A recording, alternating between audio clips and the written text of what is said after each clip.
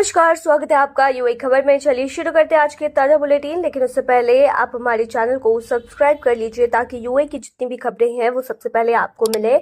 इसके लिए आपको हमारे चैनल को सब्सक्राइब करना होगा। फिलहाल के लिए चलिए अभी हम बताते हैं आपको आज के हाईलाइट्स, फिर खबरों को डिटेल में बताएंगे। तो चलिए शुरू करते हैं। दुबई के क्राउन प्रिंस शेख हमदान ने 200 से ज्यादा शिक्षकों को दिया गोल्डन वीजा। दुबई में उड़ने वाली ड्रोन से डिलीवरी की तैयारी। 2026 तक 30% और 5 साल में 70% शहर कवर करने का लक्ष्य। यूएई में फर्जी विला बेचने की कोशिश, व्यक्ति को 1.5 लाख दिरहम लौटाने का आदेश।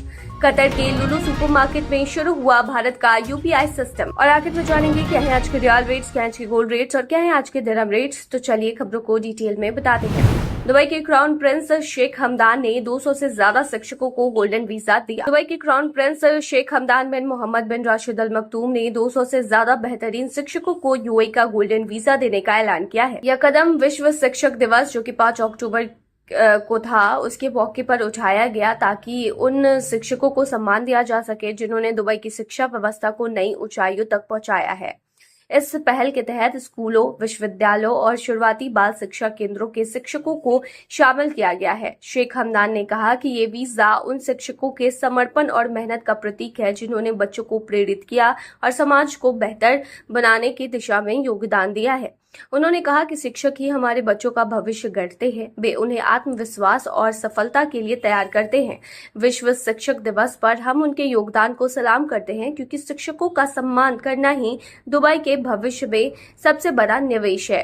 यह गोल्डन वीजा पहल पिछले साल घोषित की गई थी और अब इसका पहला चरण शुरू हो गया है जिसमें 200 से ज्यादा उत्कृष्ट शिक्षकों को यह दीर्घकालिक वीजा मिल चुका है। दुबई का यह कदम यह दिखाता है कि अमीरात न सिर्फ तकनीक और विकास में आगे बढ़ रहा है बल्कि उन लोगों को भी महत्व देता है जो आने वाली पीढ़ियों को दिशा दे रहे हैं। दुबई में उड़ने वाले ड्रोन से डिलीवरी की तैयारी। 2026 तक 30% और 5 साल में 70% शहर कवर करने का लक्ष्य। दुबई 2026 तक अपने 30% इलाके में ड्रोन डिलीवरी शुरू करने की तैयारी कर रहा है और अगले 5 साल में इसे 70% तक बढ़ाने का टारगेट है। ये जानकारी दुबई सिविल एविएशन अथॉरिटी के डायरेक्टर जनरल मोहम्मद अब्दुल्ला लेंगावी ने दी है। लेंगावी ने बताया है कि ड्रोन डिलीवरी प्रोजेक्ट का पहला चरण दुबई सिलिकॉन ओएसिस में शुरू हो चुका है। दूसरा चरण दुबई एयर शो 2025 से पहले शुरू किया जाएगा। उन्होंने कहा 2026 तक हम अमीरात के कम से कम 30% हिस्से को कवर करेंगे और अगले 5 साल में इसे 70% तक ले जाएंगे। ड्रोन डिलीवरी और ईवीटीओएल उड़ने वाली जो टैक्सियां होती हैं वो दोनों के लिए पूरा नियामक ढांचा तैयार है। लेंगावी ने बताया है कि दुबई उड़ने वाली टैक्सी यानी ई-वोल्ट यानी electric vertical take off and landing aircraft पर भी तेजी से काम कर रहा है। उन्होंने कहा हम फिलहाल प्लानिंग और टेस्टिंग स्टेज में हैं ताकि ये टैक्सियां पूरी तरह से सुरक्षित और नियमानुसार हो। हमारा टारगेट 2026 तक दुबई में एयर टैक्सी सेवा शुरू करना है। खलीज टाइम की रिपोर्ट के अनुसार DCAA ने टाटा ड्रोन नाम की कंपनी को दुबई का पहला ड्रोन डिलीवरी लाइसेंस दिया है। इस कंपनी को शुरुआती चरण में 6 ड्रोन के जरिए दवाइयां और पार्सल पहुंचाने की मंजूरी दी गई है। यूएई में फर्जी विला बेचने की कोशिश, व्यक्ति को 1.5 लाख दिरहम लौटाने का आदेश। यूएई में एक अजीब गरीब मामला जो है वो सामने आया है जहां एक व्यक्ति ने ऐसा विला बेचने की कोशिश की जो उसका था ही नहीं।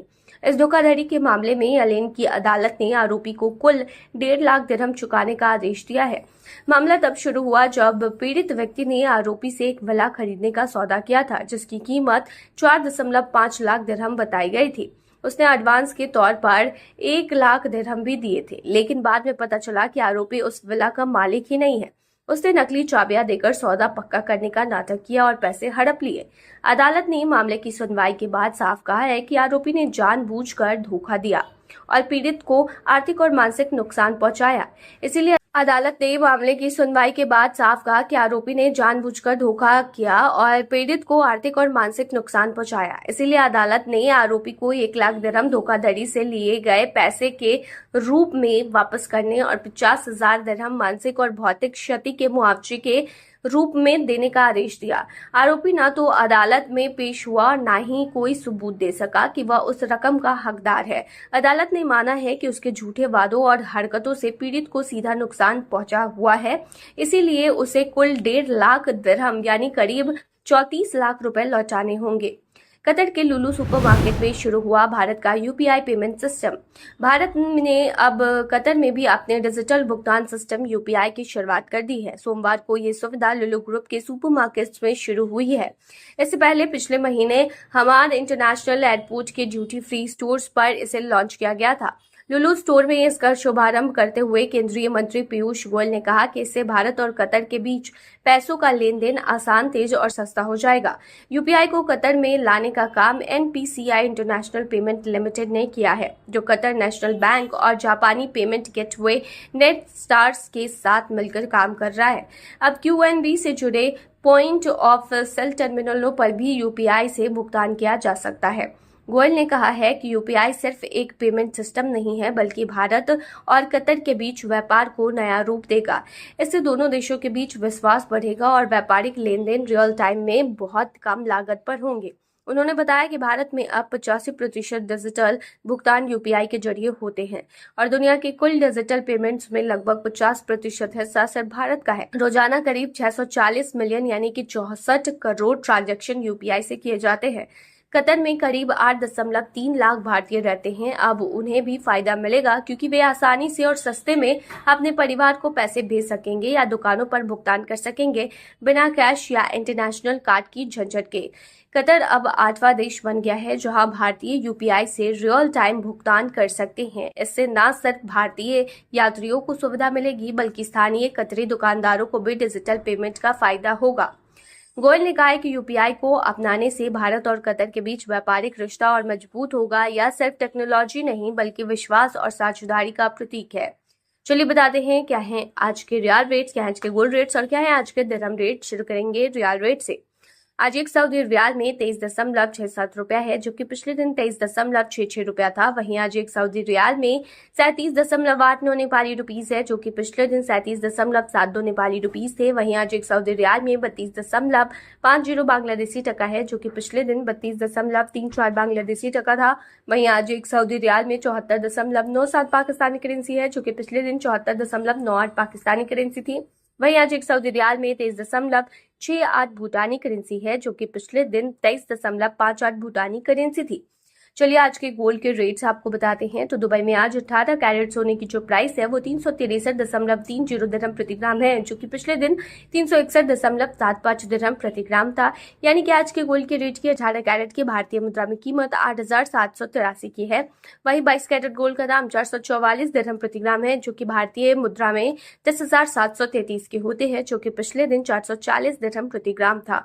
वहीं दुबई में 24 कैरेट सोने की प्राइस की जो कीमत है वो 489.50 दिरहम प्रति ग्राम है, जो कि पिछले दिन 475.25 दिरहम प्रति ग्राम थी। वहीं आज के 24 कैरेट सोने के दाम की भारतीय मुद्रा की बात करें तो आज ये 11,592 की है।